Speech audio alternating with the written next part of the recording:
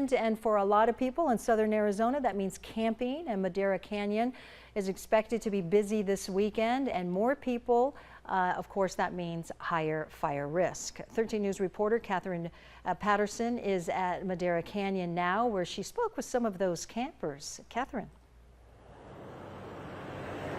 Campsites at the Coronado Forest are filling up for the 4th of July weekend, but despite the high risk for forest fires, there are no fire restrictions in place. But I spoke with an officer for the forest rangers, and she told me some tips that campers can take to stay safe. Laura Plummer is one of many campers beating the heat in the Coronado National Forest this holiday weekend.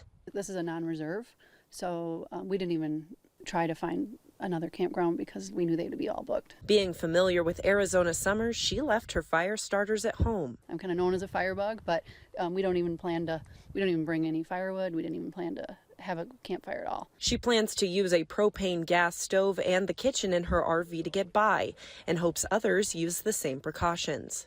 I was actually surprised there weren't any fire bans, because typically I would think that they would have posted that with the fire danger being as high as it is. Coronado National Forest officers say they were very deliberate in their decision to not issue restrictions. And it's something we don't take lightly. Going into fire restrictions restricts access and ability to do things within your national forest. But they hope everyone remains vigilant in caring for our forest. So we really encourage people when they're coming out and recreating to make sure that they're not making a spark and creating a wildfire. These precautions include using the provided fire rings in the campground, properly disposing of ash and burnt wood, and using water to completely distinguish a fire.